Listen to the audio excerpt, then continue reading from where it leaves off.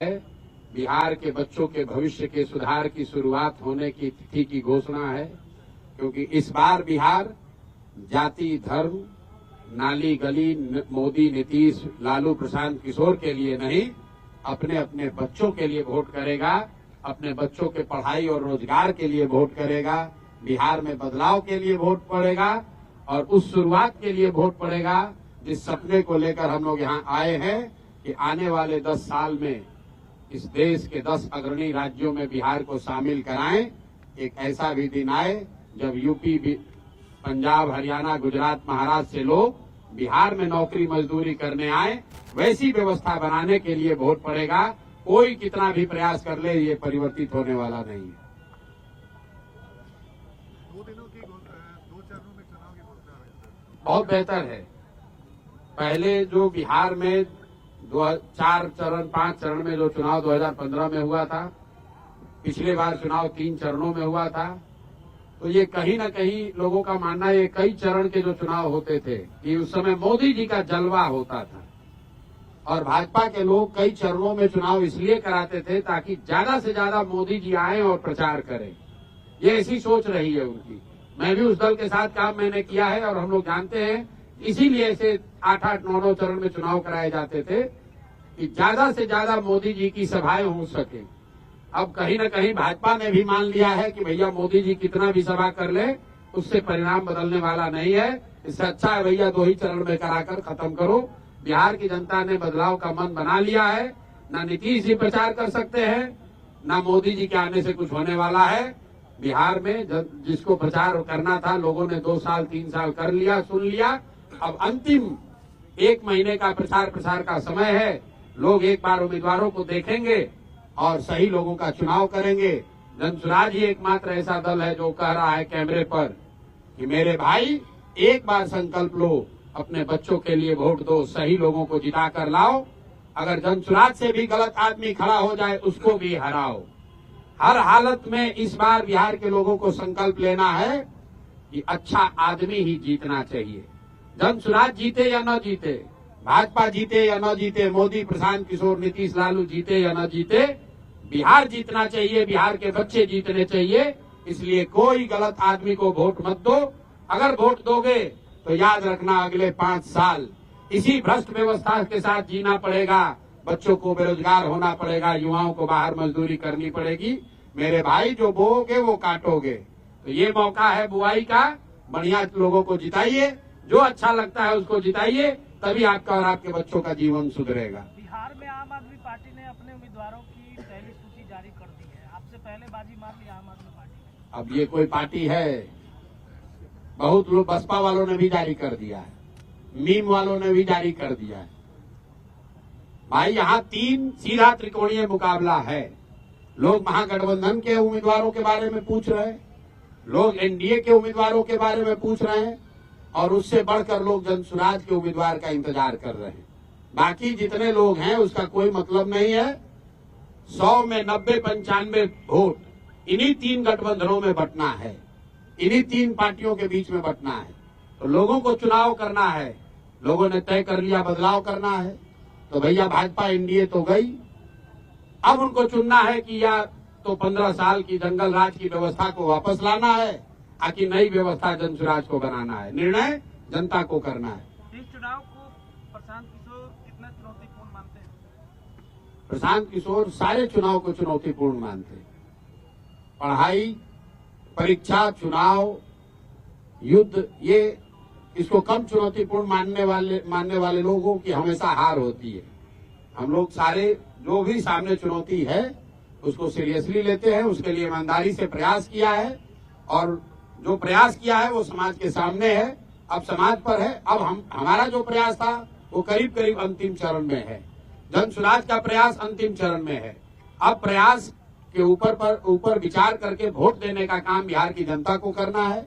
जीत हार प्रशांत किशोर की नहीं होनी है, जीत हार जनसुराज की नहीं होनी है। जीत हार बिहार के लोगों की सोच की होनी है कि आप अगर अच्छे लोगों के साथ खड़े हैं कि आप गलत भ्रष्टाचारियों, लुटेरों के साथ रहना चाहते हैं, बिहार की जनता को तय करना है। जैसे ही आप प्रत्याशियों के नाम का ऐलान कीजिएगा, वैसे ही आपकी पार्टी में भगदड़ मचेगी। भाई ऐसा है, विरोधी पिछले 3 साल से कुछ न कुछ कहे ही जा रहे हैं।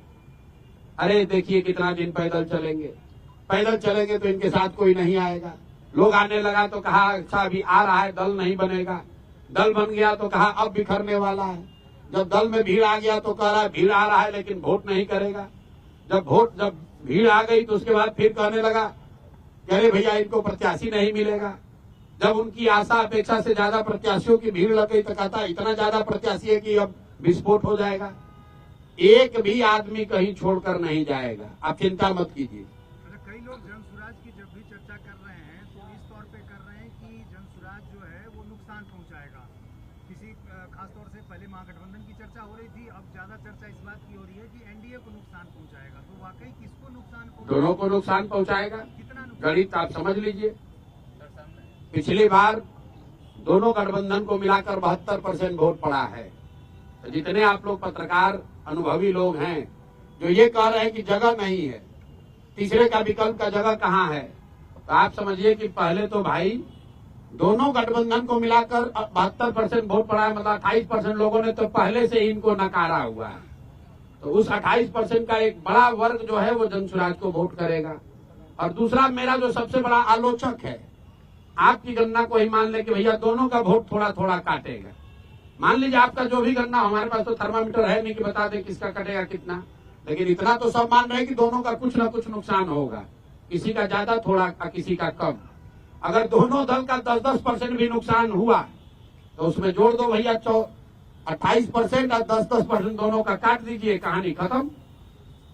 आपको लग रहा है कि भैया ये अरे ये कैसे होगा, हमको दिख रहा है कि इससे आसान तो कुछ है ही नहीं। आप लोग कह रहे हैं भैया इनका MY समीकरण है, और आप यही कह रहे हैं कि ना भैया 10 में एगो दूगो तो MY समीकरण वाले लोग भी आपको वोट दे रहे हैं। 2-3 मुसलमान यादव भी तो जन स्वराज को वोट दे रहा है।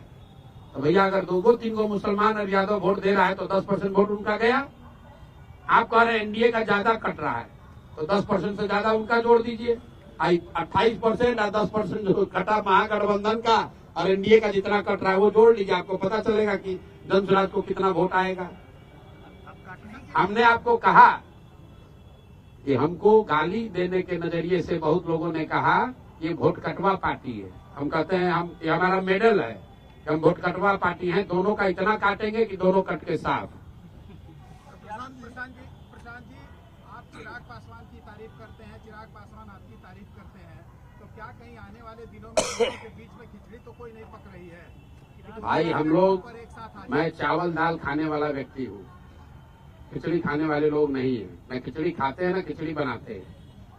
चिराग पासवान की एक बात के लिए हमने तारीफ हर समय की है, आज भी करता हूँ, कि चिराग जी विशुद्ध तौर पर बिहार में जाति और धर्म की राजनीति नहीं करते हैं। लेकिन इसके अलावा चिराग पासवान भाजपा के साथ लड़ रहे हैं। हमने कहा कि वो बिहार से राजनीति करते हैं, बिहार की राजनीति नहीं करते हैं। बिहार की बात करते हैं लेकिन बिहार की बात के लिए खड़े नहीं होते हैं। और अभी वो एनडीए में चुनाव लड़ेंगे तो हमारे आमने सामने चुनाव होगा। उनको 20 सीट मिलेगा कि 25 हम ये जानते नहीं है, लेकिन जितना भी मिलेगा उसमें तो सीधे उनसे और हम लोगों के प्रत्याशियों से मुकाबला होगा। तो समझौते की का सवाल कहाँ है? चिट्ठा खोलने वाले हैं प्रशांत किशोर, लोग उम्मीद से देख रहे हैं। यार लोग चुनाव देख रहे हैं कि चिट्ठा खोलना देख रहे हैं? अब देखिए प्रशांत किशोर की जन स्वराज की ताकत, चुनाव से ज्यादा इस बात की लोगों को चिंता है कि प्रशांत किशोर किसका चिट्ठा खोलने वाले हैं। जो सबसे बड़े चोर है उनका चिट्ठा फिर खोला जाएगा। आप लोग भी कुछ खबर है तो दे दीजिए, आपका भी शामिल कर लेंगे उसी में। माननीय सांसद पप्पू यादव बताएं कि प्रशांत किशोर सबसे बड़े जातिवादी नेता हैं। सब व्यक्ति के जवाब देना जरूरी नहीं। प्रशांत जी, आप कई बार कह चुके हैं कि पहले लड़ाई एनडीए और जन स्वराज के बीच में, अभी भी कह रहे। अभी आपने कहा कि एनडीए चली गई, अभी भाजपा अरे भाई चली गई मतलब हारना निश्चित है, इसलिए कि उनका डिनोमिनेटर वोट का बड़ा है। महागठबंधन जो है उसका टोटल वोट का टारगेट ही 30-35% है। जिस MY समीकरण की आप बात करते हैं वो दोनों जोड़ दीजिएगा तो मैक्सिमम 35% वोट होता है। बाकी 65% मोर और लेस एनडीए के साथ पिछले 20 साल में रहा है। तो निश्चित तौर पर मुकाबला एनडीए से है। प्रधान जी, बिहार में जातीय राजनीति होती है, स्वीकार कोई नहीं करता। अभी बार-बार MY समीकरण का हवाला देकर हम लोग हो रहे हैं, तो क्या जन स्वराज भी जातीय समीकरण का ख्याल रखेगी? जातीय समीकरण का ख्याल रखने का मतलब क्या है? हर पार्टी के पीछे कोई ना कोई समीकरण रहता है, जैसे बार-बार आरजेडी के बारे हम लोगों ने समीकरण दिया है कि जो आधे हिंदू भाजपा के खिलाफ, एनडीए के खिलाफ वोट कर रहे हैं, उन आधे हिंदुओं के साथ 20% जो मुसलमान हैं, उनका जो समीकरण है, सामाजिक राजनीतिक गठजोड़ है, वही जन स्वराज का आधार है। अशोक चौधरी का चैप्टर क्लोज हो गया या फिर और भी खुलासा करेंगे? थाना में सुने हैं पानी पिला पिला के मारना, सुने हैं? तो इनको पहले एक बार बोले तो ये एक 25 करोड़ में टिकट खरीदे हैं तो मानहानि का ही हमको नोटिस भेजे थे। फिर इन पर जब खुलासा हुआ ये फर्जी तरीके से प्रोफेसर बने हैं, तो आप लोग के चैनल पर आकर बोले कि प्रशांत किशोर को सुप्रीम कोर्ट तक लड़ाएंगे। फिर इन पर जब 200 करोड़ के बेनामी संपत्ति का हुआ तो हमको 100 करोड़ का नोटिस भेजे हैं। तो फिर हम बोल रहे हैं कि अभी आगे और करेंगे, तो बेचारे अब डर के मारे लिख कर कह रहे हैं कि ना अब न्यायालय में नहीं लड़ेंगे, अब जनता के अदालत में लड़ेंगे। तो पानी इनको पिला दिया। जो सुप्रीम कोर्ट में लड़ने का दावा कर रहा था वो डर के मारे कह रहा न्यायालय में नहीं, जनता के अदालत में लड़ेंगे। और जनता के अदालत में कहीं चुनाव लड़ेंगे? तो पहले आप लोग अब पूछ लीजिए कि अगर अशोक चौधरी कहीं से चुनाव लड़ रहे हैं तो वो बता दीजिए, और नहीं लड़ेंगे तो सरेंडर कर दिए। आपका तय हो गया कहाँ से लड़ेंगे आप? बिल्कुल अभी घोषित कर देंगे। अभी जब 9 तारीख को, नहीं आप 9 तारीख तो हमारा आरक्षण नहीं ना घोषित होगा। अच्छा, यानी 9 तारीख को लिस्ट जारी होगी तो उसमें आप देखिएगा कि कौन कहाँ से लड़ रहा है। सर, आपके हिसाब से ऐसा माना जाए कि आज प्रशांत किशोर का भी नाम हो सकता है, बिल्कुल हो सकता है। मुख्यमंत्री ने आज पटना मेट्रो का उद्घाटन किया, आज उनका ये लास्ट उद्घाटन होगा? लास्ट उद्घाटन है नवंबर में, 9 दिसंबर तक। अगला हमने बहुत दिन पहले बोला है, इस बार जब मकर संक्रांति के दिन बोला था कि ये लास्ट दही चूड़ा आप खा रहे हैं, एक अन्य मार्ग पर आगे खाने को नहीं मिलेगा। मेट्रो स्टेशन अच्छी तरीके से लिख लीजिए इस बात को, अगला दही चूड़ा नीतीश कुमार एक अन्य मार्ग पर नहीं खाएंगे। अगर खाएंगे तो आप आकर हमसे पूछ लीजिएगा। एक जमाने में जब लालू यादव बोलते थे तो पूरा देश सुनता, आज प्रशांत किशोर बोलते हैं तो पूरा देश सुनता नहीं, तो वोट भी मिलता था उनको। आपको भी पूरा देश सुन रहा है, आपको भी उसी हिसाब से वोट मिलेगा। देखिए लालू जी क्या बोलते थे, क्या सुनता था, कौन सुनता था, ये मैं नहीं जानता हूँ। मैं ये जान रहा हूँ कि जो जनसुराज कह रहा है, जो प्रशांत किशोर कह रहे हैं, वो लोग इसलिए सुन रहे हैं कि लोगों की जिंदगी से जुड़ी हुई बात हम लोग कह रहे हैं। हम लोग जाति धर्म की बात नहीं कर रहे हैं।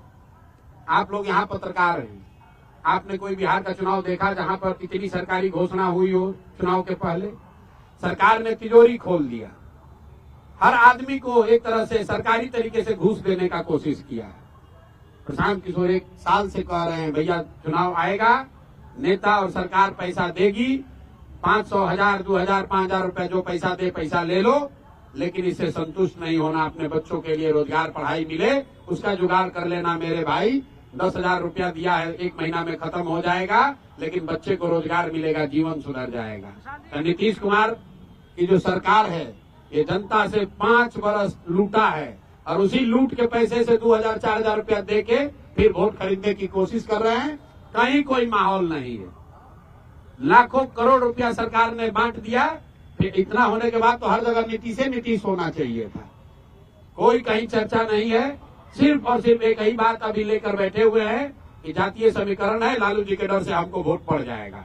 इसके अलावा कहने के लिए कुछ नहीं है उनके पास। प्रचार भी नहीं करने को तैयार है। 2 चरण में चुनाव हो रहा है। यही भाजपा वाले 2015 में 5 चरण का चुनाव कराए थे, 1.5 महीना चुनाव चला था। अब इतना भी विश्वास नहीं है कि मोदी जी के आने से वोट